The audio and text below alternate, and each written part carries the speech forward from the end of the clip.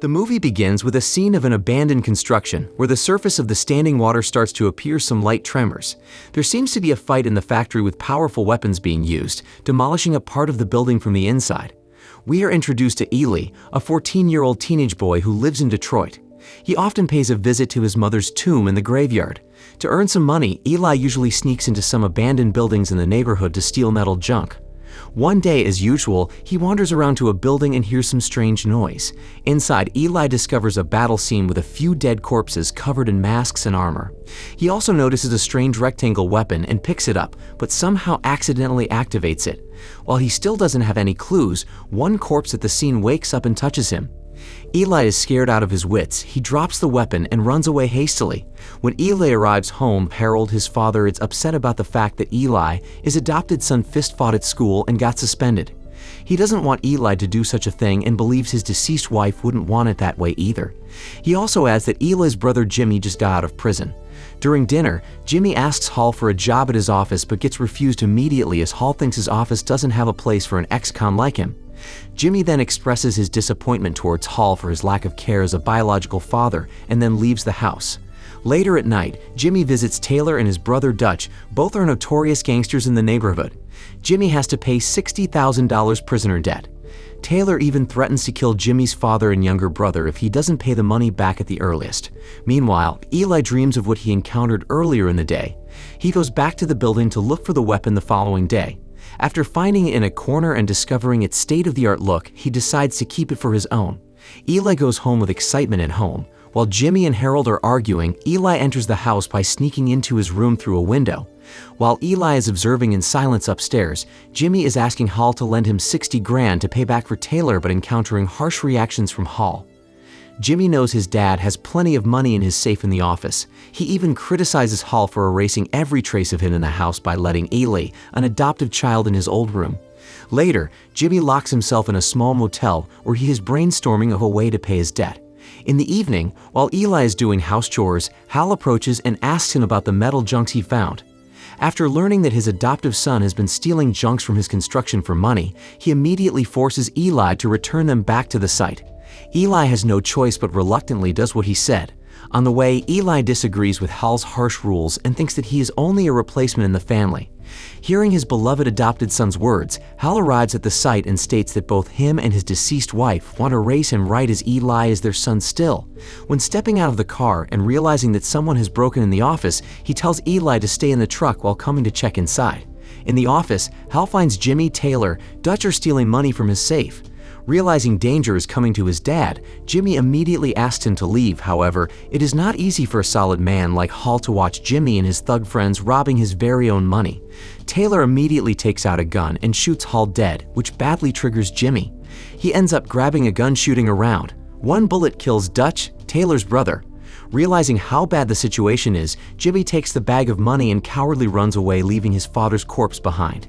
At the gate, he takes Hal's truck and runs away along with Eli, who is still waiting for his father. On the way, Jimmy lies to his little brother that their father just ran into some jobs and everything is just fine. Back at the house, Jimmy tries to calm himself down after such a tragic scene. He again lies to his brother that the family is taking a vacation to Lake Tahoe, their mom's favorite place. He persuades Eli to go for a road trip as he lies that their father is coming after. Eli follows his brother without any suspicions. After packing their luggage, the two brothers get away from their house just in time when Taylor's gang show up. The two brothers ride to Iowa and stop by an inn on the way to take a rest. Meanwhile, Taylor is mourning for Dutch's death and determined to take revenge on Jimmy for killing his brother.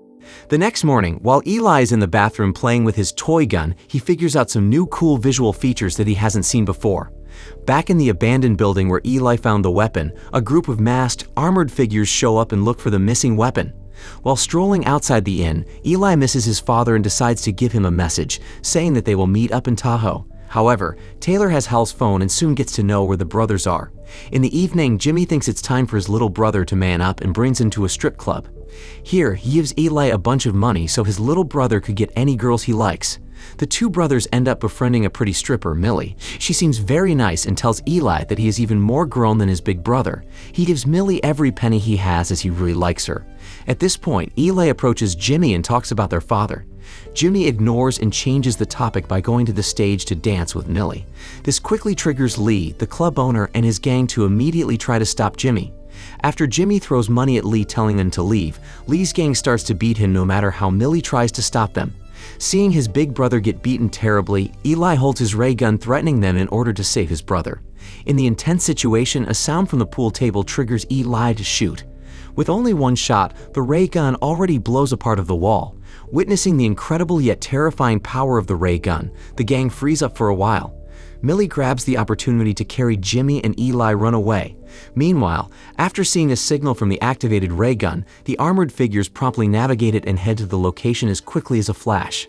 After escaping from the club, Jimmy is curious about the weapon and starts to check it out, but only Eli can use it. They start to do some more shoots and are amazed by its power.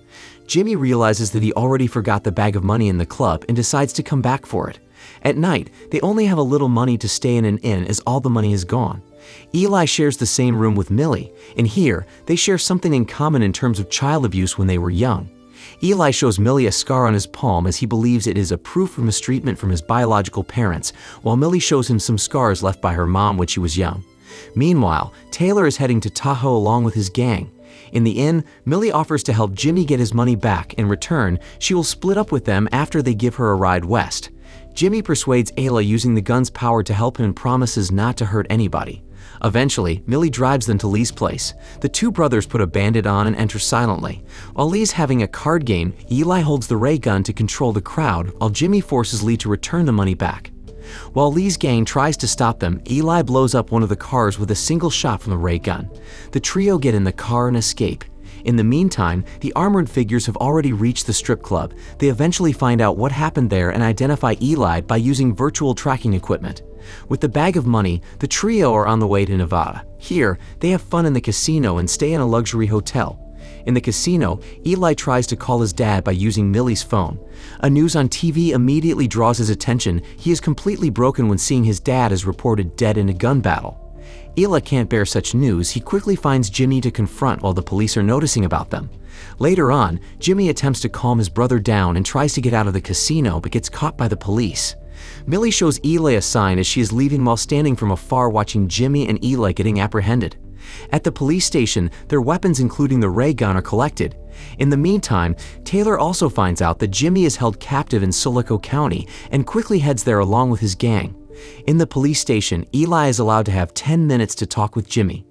At this point, Jimmy starts to tell Eli the truth about what had happened that day, but his little brother chastises him in tears and walks away. Later on, Taylor eventually reaches Silico County and enters the station with determination to take revenge. He starts to kill 2 police officers who try to stop him.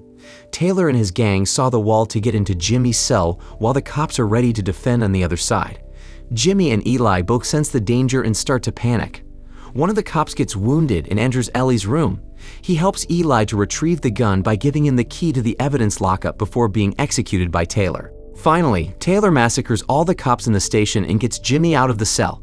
While the gang is about to beat Jimmy up, they hear some gunfire outside and Taylor has to go check up.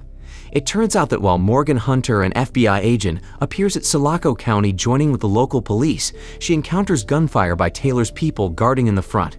Inside the station, Eli has found the ray gun. He quickly runs up to save his brother. Both Jimmy and Eli manage to get rid of the gang by shooting most of them dead. However, one missed shot blows a part of the roof off, which grabs the FBI crew's attention from outside.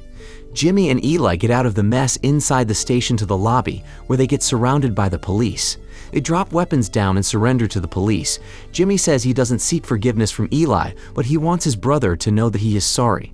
At that moment, Taylor slowly walks out towards them from behind and points his gun to Jimmy.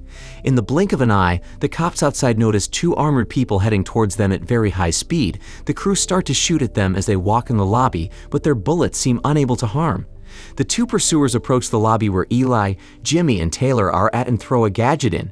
It creates a great tremor and pushes Eli into a corner, making him instantly fainted. When Eli wakes up, time has already stopped. Everything around Eli freezes but him. He can see clearly a bullet is shot by Taylor and is just a few inches away from Jimmy. The FBI crew is breaking and trying to stop them. At this point, seeing 2 people walk in while time is freezing, Eli quickly grabs his ray gun and points at them. Now, the two figures open their masks and reveal themselves. The man calms Eli down and successfully convinces him to return the ray gun back. They introduce themselves as people from another world, which is at war. Eli also originates from there. The scar on Eli's palm is the evidence as they both have it as well. That is how Eli is able to operate the ray gun. The man adds that Eli is hidden in this world for his safety, but soon they will need his help when he is old enough. Those dead soldiers Eli found in the abandoned building at the beginning are actually sent here to kill him. Later on, the man tells Eli to stay with his brother, although one changes the direction of the bullet pointing back to Taylor. In the end, before saying goodbye and walking into their world through a doorway, the man shakes Eli's hand, which activates a red sign on his palm. Right after the two armored figures leave, time resumes. Taylor gets shot in the head by his own bullet. Eli and Jimmy are held in custody. While Hunter, the FBI agent, is talking with Eli, she lets him know that Jimmy covers for him and might go to jail for a while, but not for long if he is cooperative. Eli chooses to not discuss the weapon with her. After Jimmy leaves his brother going to jail, Millie arrives and waves at Eli. So, what did you think of this movie? Leave it in the comments below, and if you liked the video, please like and subscribe for more movie recaps. See you in the next video.